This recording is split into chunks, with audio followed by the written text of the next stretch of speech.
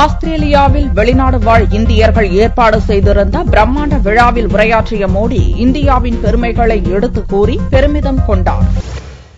ஆஸ்திரேலிய சுற்றுப்பயணம் செய்து வரும் பிரதமர் மோடி சிட்னி நகரில் உள்ள அல்போன்ஸ் நகரில் இந்திய வம்சாவளியினர் ஏற்பாடு செய்திருந்த விழாவில் பங்கேற்றார். 20,000 இந்தியர்கள் திரண்டிருந்த விழாவில் மோடி பேசும்போது தனக்கு கிடைத்த மாபெரும் வரவேற்பு, மரியாதை இந்திய மக்களையே சாரும் என்றார். இந்நாளை எப்போதும் மறக்க மாட்டேன் என்று உணர்ச்சி பெருக்குடன் கூறிய அவர், இந்தியா வரும் ஆஸ்திரேலியர்களுக்கு உடனடி விசா வழங்கப்படும் என்றும், இந்திய வம்சாவளியினருக்கான அட்டை வைத்திருப்போருக்கு இந்தியா வர ஆயுட்கால விசா வழங்கப்படும் என்றும் உறுதியளித்தார். நடைமுறைக்கு ஒவ்வாத சட்டங்களை கொண்டு வருவதில் முந்தைய காங்கிரஸ் கூட்டணி அரசு மகிழ்ச்சி கண்டதாக கூறிய மோடி, அந்த சட்டங்களை நீக்குவதன் மூலம் மக்கள் அமைதியாக வாழ்வதற்கான புத்தம் புதிய சூழலை ஏற்படுத்த தனது அரசு முயற்சிப்பதாகவும் தெரிவித்தார். தனது அரசின் பொருளாதார சீர்திருத்தங்களை சுட்டிக்காட்டிய மோடி, முதலீடு செய்வதற்கு உகந்த இடமாக இந்தியா மாறியுள்ளதாக பெருமிதம் தெரிவித்தார். இந்தியாவில் அபரிமிதமான இளைஞர் சக்தி இருப்பதாகவும், அதன் மூலம் உலகின் தேவையை பூர்த்தி செய்வதற்காகவே மேக் இன் இண்டியா திட்டத்தை தான் துவக்கியதாகவும் மோடி கூறினார். தூய்மை இந்தியா திட்டத்தால் ஏழைகளின் நோய்கள் தீரும் என்று கூறிய மோடி, இந்தியாவில் கழிவறைகளை கட்ட ஆஸ்திரேலிய வாழ் இந்தியர்கள் உதவ வேண்டுமென வலியுறுத்தினார்.